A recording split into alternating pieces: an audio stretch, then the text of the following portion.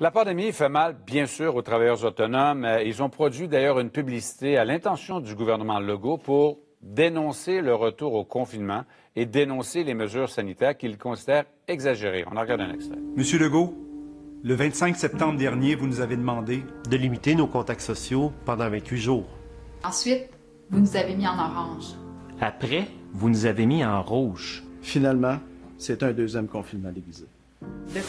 Benoît Giroir est porte-parole de Entrepreneurs en action du Québec. Bienvenue au TVA Midi, Monsieur Giroir. D'abord, vous ne vous définissez pas comme un complotiste, là, mais vous êtes de ceux quand même qui croyaient que le Québec en fait trop là, actuellement.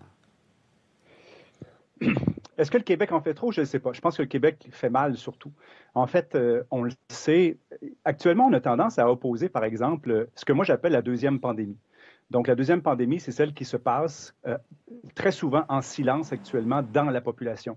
Donc, chez les pères, les mères de famille, chez les PME du Québec, qui représentent 98 de la population. Donc, cette pandémie-là qui est en train de frapper et qui va surtout frapper probablement en 2021-2022, est complètement, est très, on le voit pas, on en parle un peu, mais elle est ignorée par la santé publique et par notre gouvernement.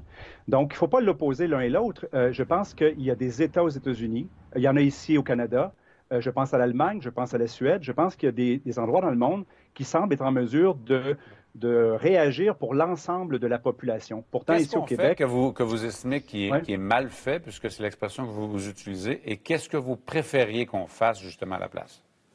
Actuellement, les restaurants, les gyms, un paquet de commerces ne sont pas les lieux d'éclosion. La santé publique le confirme. On parle de 60 qui seraient en fait dans les écoles et ensuite de ça, dans les employeurs qui sont des grands employeurs.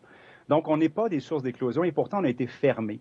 Là, actuellement, ce qui se passe, c'est qu'on va avoir début janvier des centaines, voire un millier d'entreprises qui vont faire faillite à partir de janvier. Et là, je ne vous parle même pas de toutes les crises qui sont autour de ça. Divorce, suicide, santé mentale, autant chez les parents que chez les enfants. Donc, ce que vous dites, c'est que le coût des mesures qu'on met en place est plus important que les gains qu'on en tire.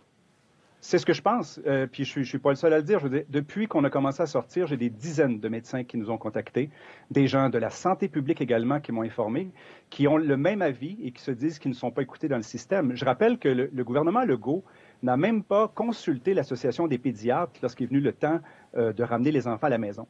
Donc, pour moi, c'est la preuve que ce gouvernement gouverne en vase clos, dans un petit groupe très privé, très sélect, et que les décisions qui sont prises impactent beaucoup. Moi, c'est tous les jours actuellement que les entrepreneurs nous appellent. En moins de 12 jours, on est rendu 500 entrepreneurs, des PME et des travailleurs autonomes qui disent « ça suffit, on est au bout de la corde ». Benoît Giroir, donc vous êtes le porte-parole d'Entrepreneurs en action du Québec. Merci beaucoup d'être venu à notre bulletin aujourd'hui. Bonne journée à vous. Là. Au plaisir. Au revoir.